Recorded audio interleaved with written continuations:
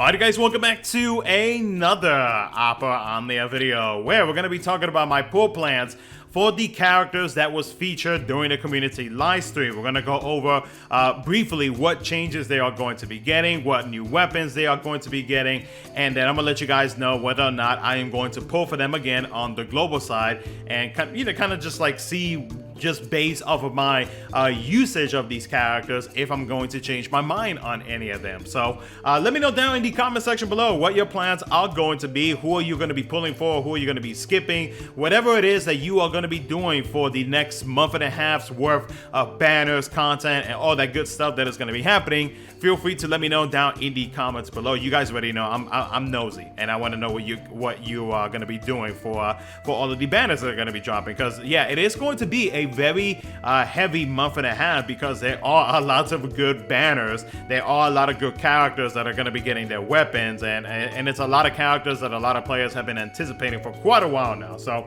and of course, if you guys enjoyed the video, don't forget to hit that like button, subscribe for future content. Let's go ahead and jump into it and start off with Kurasame and Cid Raines. Now Kurasame, he does get a small rework, nothing too crazy. Basically with his skill 2, they allow for more overflow. It allows it to inflict 2 levels of his debuff, and it also grants the quiet instructor buff for 8 turns. His EX ability, they increased his charge speed, which is nice, by 25%. His follow-up now deals 4 HP attacks. Previously it used to be 2. And then they also improved his ice pillar buff, adding more attack up, max brave up, stolen max brave overflow, HP damage up, and then whenever you are dealing weakness brave damage, it adds stolen brave damage up. His LD gains 1 use, and now on the first HP attack, it inflicts the debuff that he is pretty much known for. When it comes to his FR conditions are not hard whatsoever. The first one being whenever a party member uses a ice ability, it increases by 20%, and then a 10% increase per level on his debuff whenever a party member attacks an enemy inflicted with said debuff. So at a maximum, you can get up to 50%. So in total, when you take a look at the percentages, you'll get roughly about 70 to 80%. Just depends on what abilities you use, etc., etc. And then of course with Forced Echo, you'll add a little bit more to it. So overall, not a bad FR when it comes to conditions, and the percentages, in my opinion, are not bad. Now, when it comes to his BT, there's 2 key things to note about his BT. Actually 3. The first one being is that his BT is short at 6 turns, but thankfully Kurasame is not a speedy character whatsoever. The other thing is going to be that he basically has a setter freeze effect within his BT effect, so the enemies cannot gain any brave whatsoever. And when it comes to his debuff, the stacks do not go down whatsoever so long as his BT effect is active. It also provides the party with a 50% brave damage cap up, 30% HP damage cap up, and whenever you are attacking an enemy with the debuff that Kurasame inflicts and it is at level 5, you gain an additional 20% HP damage cap up, potentially dealing up to 50%. So it's not a bad BT effect whatsoever. Kurasame, in my opinion, is a really good unit. I did actually put him, if I remember correctly, in my top 11 through 20 characters that global players should be pulling for, should consider pulling for, really, at least for the top 11 to 20. He is a really good character. He basically is in my opinion, like, he just adds more to what everybody else is going to be adding to on the team. So I do consider him to be a strong 3rd character slot unit for the team, and especially with him providing some party auras, ice enchant, and then of course you can take advantage of that debuff, which you are able to deal additional damage because it does have a 30% HP damage resist down at max stacks, and it does have a built-in ice resist down, and it's framed. So that you won't have to worry about that debuff like falling off or anything like that. Overall, his damage output, I do think is good damage output. I will say that his BT effect is more so of a convenience, because like let's say for example, like you need another way to prevent the enemies from increasing their brave, then Kurasame is a really good option to have on the team. But overall, I do think he is a he is a solid good. No, he's a good third slot unit to consider pulling for. For me myself, I'm gonna be pulling for him just because, like, for him being known as the Ice Reaper, and that's because I learned that from you guys.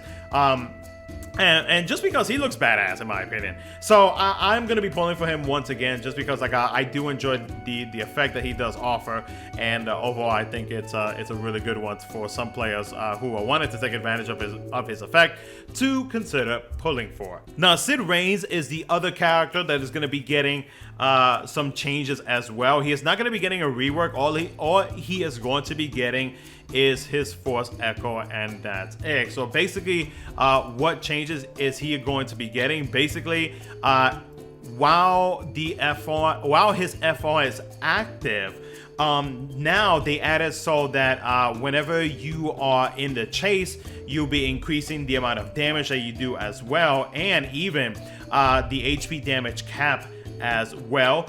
His force time attack does deal 4 HP attacks in total, and that's pretty much about it. Like, they made it so that you can increase the amount of damage output that you are going to be getting when it comes to his launch attacks, participating in the launch attacks, so on and so forth. When it comes to his conditions, those have not changed whatsoever. The nice thing about it is that now that he has Force Echo, you can easily use the Luna Freya LD call, so he can grant himself some turns, and then you can spam his if you're going to be using his FR as the main one, then you can do this strategy by using his FR as the main one, backing it up with Force Echo, and then activating your BT effect, and then you'll be good to go. You have your other teammates do that thing as well, etc., etc., and then that's pretty much about it. So, I mean, that's an option, of course. Not everybody's going to be doing that, but that's something that I could potentially do as well. But Cid Raines, since he's not really getting a rework or anything like that, I mean, Force Echo is pretty much going to be free for anybody who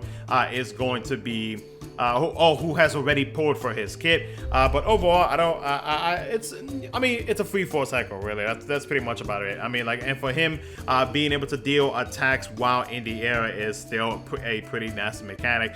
So I already have him, so I'm pretty much going to be taking advantage of the free Force Echo upgrade. Next up, we're going to be talking about Aerith and Zack. So with Aerith, she's going to be getting a rework and her BT. Her rework is a small rework. Basically, they improved the ancient lineage buff by adding 20% HP damage up, and then the party gains a 20% HP damage up, but to Aerith it's going to be 40%. When it comes to her LD ability, the additional attack from a Seal Evil now increases Brave reduction amount to 200% of attack, and increases the party's Brave gain to 200% of attack. And then her HP attack Seal Evil change HP command now deals 20% splash damage after each HP attack. When it comes to her Force Echo, that is going to be changing as well, and this is going to be a Force Echo that some players are going to be excited about because it does have instant turn rate. It has the possibilities of increasing other active force times at a much higher rate, because it is not a damaging Force Echo. It does gain that additional percentage as well. So one of the things that they changed is that now, instead of starting off at 150%, if you're going to be using Aerith's FR as the main force time, it is actually going to start out at 180%, and that's pretty much it. That's pretty much all that got changed with that. But the biggest thing with Aerith is going to be her BT effect. So her BT effect is the first BT effect that does not have any turns, and it's a unique BT effect because it does offer a good amount of things. It grants her a follow-up, it grants her a gold frame buff, and then that BT effect, the only way for it to go away is whenever any party member's HP fall below 50%. It counters with an AoE Brave plus an AoE HP attack even while dead. And then it pretty much like heals everybody fully. If everybody does go down, or if anybody goes down, it will revive them. So it's a pretty neat mechanic overall. I really like it a lot. When it comes to her follow-up is going to be a value similar to Shalata, but it is going to be based on the amount of healing that you do, and this counts for everybody. So if somebody heals, if you have like HP regen, it's going to add to that. So basically all you got to do is just, you know, heal up as much as you can so that you can take advantage of that follow-up attack. That follow-up attack does scale with the force time, so you can get a pretty big number out of that if your force time is at 999. It also provides the party with a 30% brave damage up, brave damage cap up, 20% HP damage up, 20% HP damage cap up, 20% max HP overflow up, and a 50% brave gains up.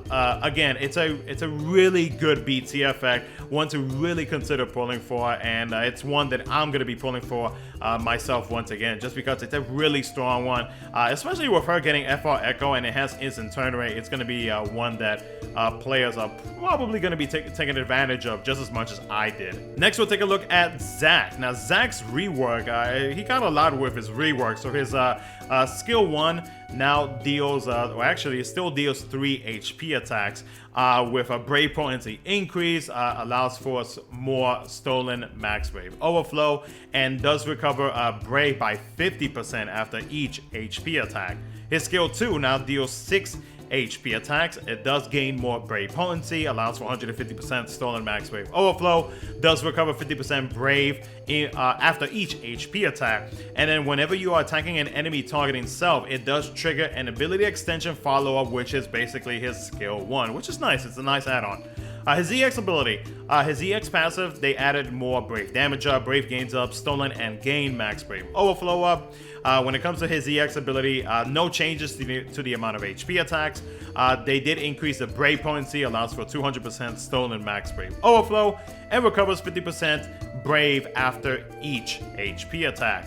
When it comes to his LD ability, it now deals 5 HP attacks in total. And then when it comes to his overhead, which I'm not gonna go over the percentages, you can either pause the video or you can check out the City Compendium as well, which is what I'm looking at. They increased the percentages for the HP damage up, then they added max brave up, brave damage up, and then when attacking an enemy targeting self, it deals additional fixed HP damage on HP attack. So that's mostly gonna be for Zack. Now, when it comes to his FR, so with his FR, it does grant the Brave barrier to the party for 6 turns, inflicts lock on all enemies for 4 turns. Now, when it comes to his FR, while active, and whenever you are attacking an enemy targeting self and active, which is mostly going to be Zack, since he's going to be the tank of that team, and so he's going to be attacking this.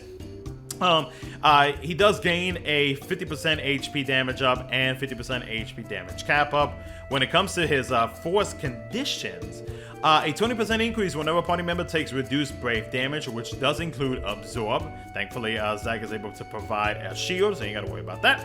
A 40% increase whenever a party member's HP is healed once per turn, and a 40% increase whenever Zack attacks an enemy targeting self. So when you take a look at it, for your teammates, it's going to be roughly between 60 to 70%, and then for Zack himself, it is going to be roughly a... actually, no, I take that back. Whenever you are taking damage, if you're taking brave damage, then that is going to be an easy 20% increase right there.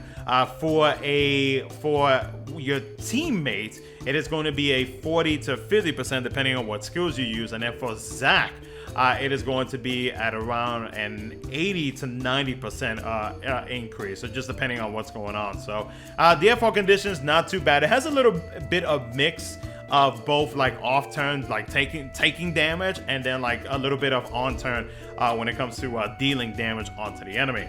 So overall, because it is Zack, I mean, I don't really have much to explain. I mean, it's Zack, and I'm gonna be pulling for his FR once again, just because, again, it's Zack. So there's really not much to say about that, other than the fact that it's Zack. I will be pulling for his FR once again on Global. Next up, we have Quina, which is potentially one of the most insane mechanic characters that we've had in the game so far. And a character that a lot of players are going to be pulling for. So Quina, basically to sum up what Quina does is that her BT effect is where the prize is at, and really what I'm going to be focusing on the most on here. If you want to check out everything else, you can check out the City Compendium, but her Quina's BT effect is where it's at. So Quina's BT effect lasts for 5 turns, and there's a good reason why, for those who may not know why it's that short. So basically what it does is that it allows the party to deal the highest HP damage cap damage that they are able to deal. So even if you have no brave damage, and as long as you are not broken, you are able to deal capped brave damage. If you literally have the 0 value number, you will still deal capped brave damage. If you have, I don't know, 20k brave, you will deal capped brave damage. It doesn't even matter if you are dealing doo-doo brave damage onto the enemies, you're gonna deal the highest amount of damage that you can deal onto the enemies, so long as Quina's BT effect is active. It also provides the party with HP damage cap 30% and brave gains up by 30%. The other thing is going to be, well, I lied. We're gonna talk about something else as well. The other thing that is going to be changed as well, not really changed, but the other thing that I feel like I should mention is that Quina does inflict a trap. This trap is actually a really good trap, especially for, like, let's say like off-turn setups, or if you just want to deal damage during off-turn, during your off-turn. So it deals 5 HP attacks overall, and it is very, very good, especially if you have Quina's overhead active and at 10 stacks. Quina will be dealing max brave cap damage, and this only applies for Quina, and that's about it. So it is a very strong trap. I guess the other thing that I do want to, there's a lot to talk about when it comes to Quina, but I just want to focus on like the main things. The other thing that I do want to talk about is going to be the change skill 1 command. So it goes from eat to cook whenever you have Quina's BT effect active, and it deals 12 HP attacks. That's a lot of damage. So Quina is a very strong character. Is Quina necessary to have? In my opinion, not really. Quina just makes runs so much easier, and that's pretty much about it. Like, Quina makes any character look good because of that disgusting BT effect that Quina offers. So for me myself, just because I enjoy using Quina a lot, and just because, I mean, everybody's going to be using it, let's be honest here, I will be pulling for Quina's kit once again on the global side. Next up, we got Paine. Now, Paine, in my opinion, Paine is a really good character, and if I'm not mistaken, I do believe that I did place her on my top 10 characters that global players should pull. If not, then top 11 through 20. So Paine, basically what she's going to be getting with that BT effect, because I'm not going to go over her rework because there's a lot to this BT effect that may seem confusing to some players. So basically, for those who do not know, Paine is a character where, depending on what position you put her, will either affect the enemies negatively, or you will actually gain some party ores from Paine, or you can get a mix of both if you have her in the middle. So basically, what happens with Paine's BT effect, which lasts for 8 turns, is that whenever you have Paine or allies to her left use any attack ability, it will inflict the enemies with the silence debuff, and that does stack. If you have Paine on the if you have Paine on the far left and allies to her right, whenever they select an attacking ability, they will be granted with a stackable buff. Basically, what this buff does is that after you reach a certain amount of levels, or once you reach like level 3, you gain instant turn rate, which can actually be beneficial, especially if you're trying to spam FR Echo. If you do time that correctly, then, I mean, it's a free instant turn rate, which in a way, it's almost like you have an instant turn rate FR Echo if that FR Echo does not have instant turn rate. So it's not bad whatsoever. The other few things about this BT effect, it does provide the party with a 50% brave damage cap up, 30% HP damage cap up. It does inflict all enemies with a 50% brave damage resist down, a 20% HP damage resist down, and whenever you have it fully maxed out at 3 out of 3, or if you want to be technical, 2 out of 3, it does inflict the enemies with an HP poison based on 100% of Paine's attack stat, but it does not KO, and sadly, it does not scale with the Force. So it's a really strong BT effect overall, in my opinion. I do feel like that she provides a good amount to the party, or she can be a pain in the ass, no pun intended, onto the enemies. So it's a really good BT effect. At least I think it is. Like, I still use Paine from time to time, but she's still really good at what she does. When it comes to her FR, it does inflict the status break debuff on all enemies for 5 turns. When it comes to the conditions, a 20% increase whenever a party member attacks an enemy inflicted with status break, a 30% increase whenever a party member's turn passes with a leveled buff or special effect, and a 30% increase whenever whenever the total party buffs or total enemy buffs is greater than or equal to 10. So you could potentially get up to a 80 to 90% increase when it comes to Paine's FR. And it also, whenever you do activate her FR, it does cleanse and dispels. It cleanses debuffs, and then it dispels any buffs active on the team. So overall, what do I think about Paine? I do think that Paine is a really good character. I really think it's a character that players should really consider pulling for. I really do enjoy using Paine a lot, and I am going to be pulling for her kit once again, just because like she fits so well, in my opinion, in team comps, and I do feel like she is a strong character overall. Next up, we have Balthier with his BT and the twins with their FR. So let's talk about Balthier. Balthier with his BT. His BT, basically what it does is that it grants him a follow-up attack, and it also provides the party with party ores, which you can see on the screen right there. Also, stolen buffs are now granted to the party, and the duration of those stolen buffs are extended by 3 turns. So if you know that whatever buffs the enemy grants themselves are some really good buffs that you would not mind passing it down to your teammates, then it's a pretty good BT effect. It is, in my opinion, a situational BT effect. The BT effect is short at 6 turns. I do wish that it was a little bit longer, but like overall, it's a good BT effect. And then when you take a look at the follow-up, his follow-up deals 4 HP attacks in total. It does inflict a debuff, which is basically makes it so that attacks that the enemy deals, whether it be brave or HP damage, deals 0, and that's about it. It does cancel though after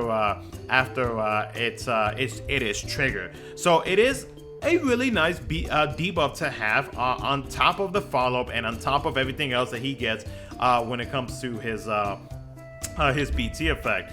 If you take a look at his rework, basically his skill 1 now deals his snapshot plus.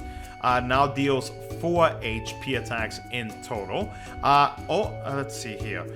When it comes to his skill 2 now triggers twice, which is pretty cool. And that only triggers whenever you're inflicting or attacking a target inflicted with break. And then with his EX ability, it now deals 5 HP attacks in total, and then his snatch buff, I believe is what that is, adds a 20% attack up and a 30% HP damage up. And when it comes to his FR Echo, which it is instant turn rate, I do believe that gets changes. Yes.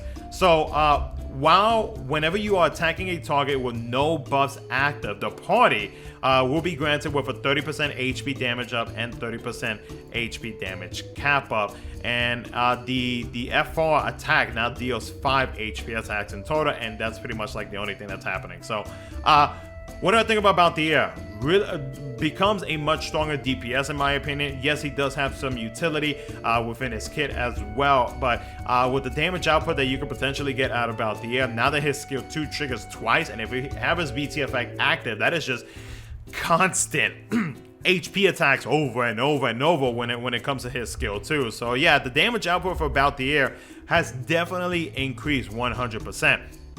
For me myself, I am kind of on the fence on whether or not I should pull for his BT. I like his BT. It is a convenient BT to have, but like I don't really use Balthier that much, and that's why I say that he is a bit of a situational character. Like he can be useful in those type of fights where the boss loves to grant themselves buffs.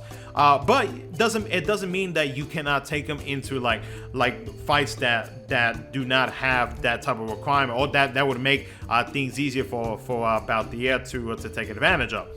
So in my opinion though, I'm still hesitant about it. I don't know exactly if I want to pull for his kit or not, so it's like a big maybe right now. But if I do pull for it, I don't really see myself regretting it, just because like he does have a lot to offer within his kit, and that FR when it comes to the conditions, if you know that the boss is going to be granting themselves buffs, especially if they are constantly, then yeah, you could get some very high percentages. With his FR being the main force time. Now, when it comes to the twins, the rework that they are going to be getting a BT rework, but they are also going to be getting another rework as well. So basically, their EX ability now deals 6 HP attacks in total. Their LD ability now deals 4 HP attacks in total, and then their Mega Mirage Summon, they added HP damage up and Stolen Brave damage up. Their BT rework, so the Brave potency to that got increased, and then they also extended their BT effect to 8 turns. They also added, and you could check out the percentages here or check out the website, but they added a HP damage cap up to themselves, and they also added a HP damage cap up as well to the party and HP damage up. So the HP damage cap up on themselves is really high when you take a look at it. So to themselves, 189,998. That is very high for the twins. And for those who may not know, the twins, they excel whenever you are going up against multiple enemies. So long as you are going up against multiple enemies, you'll be at the level 2 percentages from their BT effects. You'll be getting that 20. But if you're going up against 3 or more enemies, then you'll be getting that maximum percentage at 30%. So they are solely focused on going up against multiple enemies, multiple targets. When it comes to the FR basically grants the party with the 5 elements that you see there: fire, ice, thunder, water, and earth. And then whenever you are dealing elemental weakness brave damage up, the party will be receiving a 50% HP damage up, 50% HP damage cap up. When it comes to the force conditions, 30% increase whenever a party member deals HP damage to multiple targets. Again, seeing as how the twins are solely focused for multiple enemy fights, this is an FR to consider using. 20% increase whenever a party member attacks with 1 element, and a 20% increase whenever an enemy attacks with 2 elements. While the FR is active, you're gonna be meeting both of those 2 conditions. And again, if you're going up against multiple targets, then you'll meet that one as well. So you could potentially get between a 70 to 80% increase when their force is active.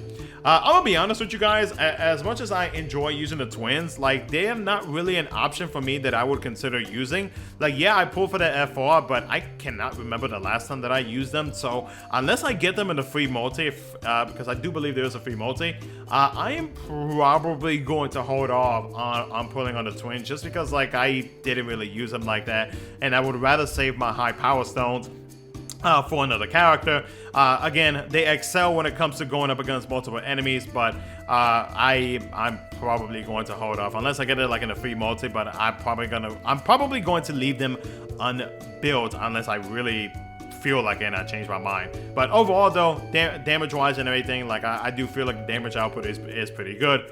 Again, AoE is going to be their best friends. Next up, we'll look at Core and Noctis. Core is going to be getting his BT, and Noctis is going to be getting his FR. So Core, the rework that he's going to be getting, his EX ability now deals 5 HP attacks, free abilities on his next turn. He does improve his one of Lucius 3 buff, adding a 20% stolen and gain max wave overflow up, 20% HP damage up, and it does extend casted buff duration by 1 turn. His LD ability now deals 6 HP attacks in total. When it comes to his Reaper's Gale, which is the change HP command whenever his overhead reaches 7 stacks, now deals 5 HP attacks in total. When it comes to his FR, I do believe that did get changed as well. Let's see here. So his force, actually no, the only thing that got changed is that they added an additional HP attack to his force time attack, and that is about it. So his conditions or like his force effects or anything like that, that remains unchanged. When it comes to his BT effect, so his BT effect lasts for 8 turns, and basically what this does is, aside from the party auras, it allows Core to be able to grant the buff that he grants from his skill 1 and skill 2 to everybody on the team. So think about it. So with the enemy, let's say for example they are about to attack you with an AoE attack. So what Core would normally do is that, like, it would trigger his follow-ups. But the thing is though, like, now that he is able to grant the buff to everybody, he is literally going to be doing not follow-ups, but like preemptive attacks. Basically, like, he is going to be dealing a very good amount of preemptive attacks, because of the fact that if you're about to get hit with AoE attacks, whether it be Brave or HP, the preemptive attacks are going to be triggering more than what you would normally see. So you are going to be getting a very good amount of preemptive attacks, which can actually be beneficial to you as well, whether it be because you want to take advantage of the amount of HP attacks you're going to be dealing with for the enemy attacks, or if it's going to help you when it comes to trying to shave off any amount of Brave that the enemy is going to hit you. So if you went into those tight situations, then Core is going to be an excellent character to use overall. So what do I think about Core? Excellent character.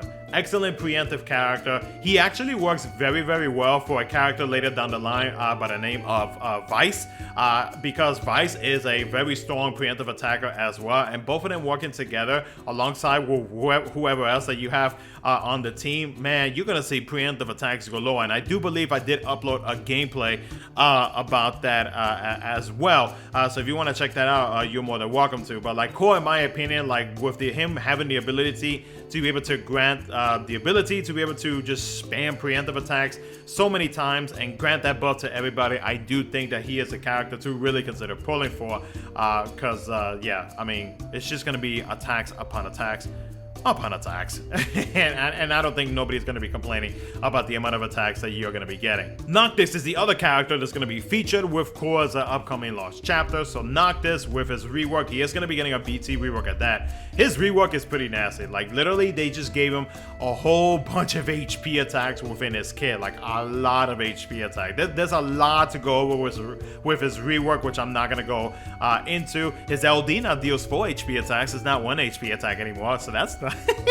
So that is great. That was a definitely much needed improvement. The nice, lovely change that I really liked is that they actually updated his follow-up attack from his BT effect, and it now deals 4 HP attacks in total, and it also provides the party with a 30% HP damage kappa. So yeah, on top of the damage output that Noctis is going to be getting, you also have the changes to his follow-up that triggers after anybody's ability. So it's, yeah, Noctis becomes so much better. Like, you want damage, Noctis is gonna be your man. Like he, whew, beautiful. No complaints right there. When it comes to his FR, so his FR is going to be granting everybody with the warp step, which basically makes it so that after their turn, if you have that buff active, they are going to jump in front of the enemy's turn. When it comes to his FR conditions, a 40% increase whenever a party member's turn passes with a leveled buff or a special effect, and a 40% increase whenever a previous turn was an ally's turn. So in total, you can roughly get about 80 to 90%, which is some really good percentages out of his force time if you have it active. And thankfully, with his LD ability, he is able to grant that warp step buff. His FR and FR Echo is able to grant that as well. So I mean, like, when it comes to not letting the enemy act, yeah, this is gonna be the FR, and this is your preferred what do you call it? I guess like your preferred style of gameplay in this game. What do I think about Noctis? Excellent character. He becomes so much stronger. Like his changes are very, very much notable. Like it's you can easily see it. And I would recommend players checking out gameplay because like he does so much damage and I love it. So overall though, what am I going? And I forgot to mention this with core, but I will be pulling on the banners just because like I have played 15. I do love 15. I do love these two characters, and I will be pulling for their weapons once again, just because like oh my god, it's just. I mean, preemptive with core and then follows with Noctis. I mean, shit, boy. So yeah, I will be pulling for Noctis and for core. And finally, we'll take a look at Edgar, who's going to be getting a rework BT and his FR. So when it comes to Edgar, the rework that he's going to be getting, he does gain an additional use of his skill 1, 5 HP attacks in total. His skill 2 deals 6 HP attacks in total. His EX ability, his EX passive does get reworked. He now deals 7 HP attacks in total. His machinery buff also got reworked as well.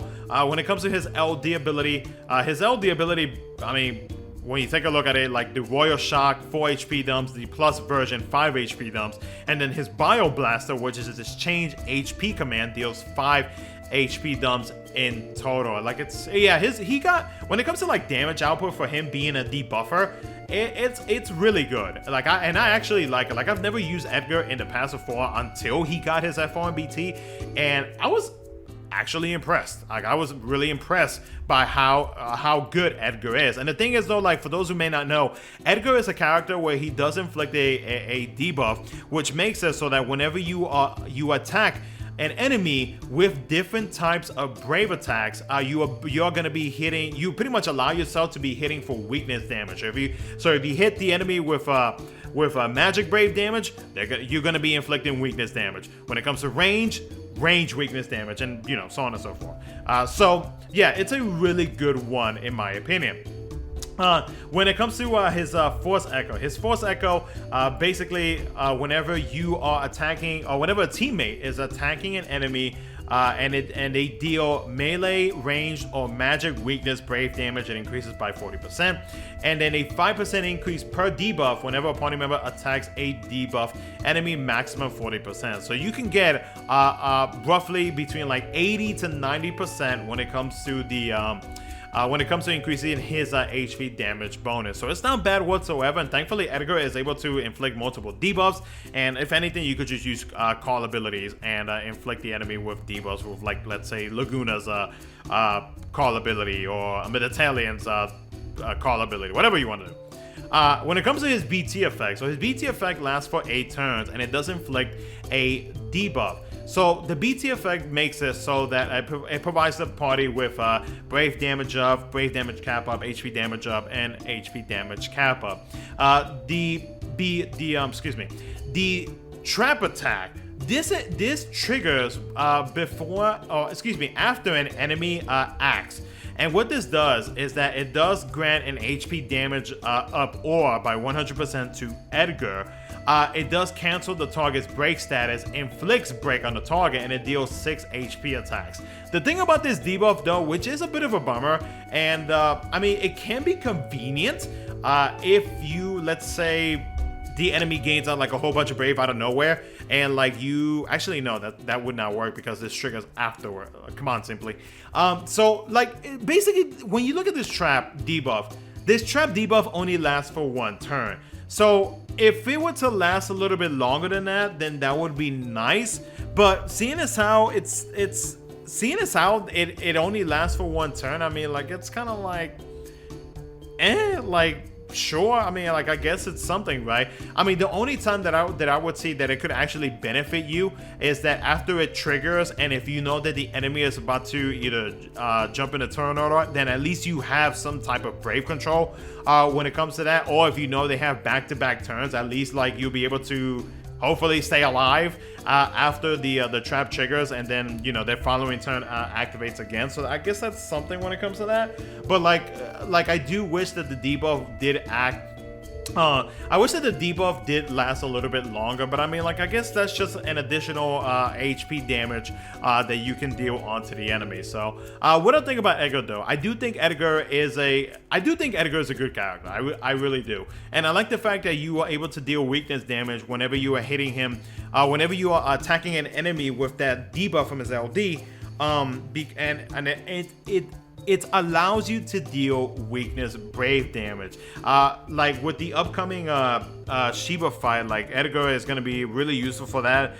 There was actually a recent 6 Warrior Quest in JP where Edgar was featured again, where you actually needed where he was actually really useful because like you wanted to take advantage of the fact that he had that debuff.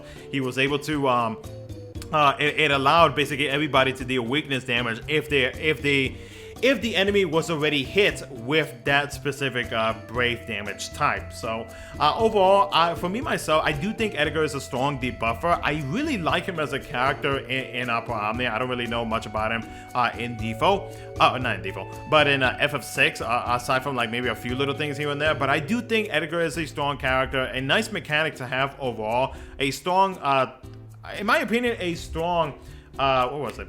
A strong third slot character, and for me myself, I'm more than likely going to be pulling for his kit again just because I really like it. And then when you take a look at his force ability, I mean, like, you do get some really strong percentages out of that. So it's a character that I would probably consider pulling for. Actually, no, it's a character I would consider pulling for again, and I would probably recommend some players pulling for his kit as well, if of course his kit sounds interesting to you. So but other than that though, guys, that's pretty much going to be it for the video. I know this video was super duper long, but wanted to make sure I get everything out there for those who are wanting to know more about these characters that was mentioned during the community live stream. So but other than that though, guys, hope you guys enjoyed. Let me know what you guys think down in the comments below. Let me know your pull plans and what you are going to be doing for this month and a half worth of content, banners, and everything that's going to be happening on global. So thanks so much for watching. I'll catch you guys in the next one.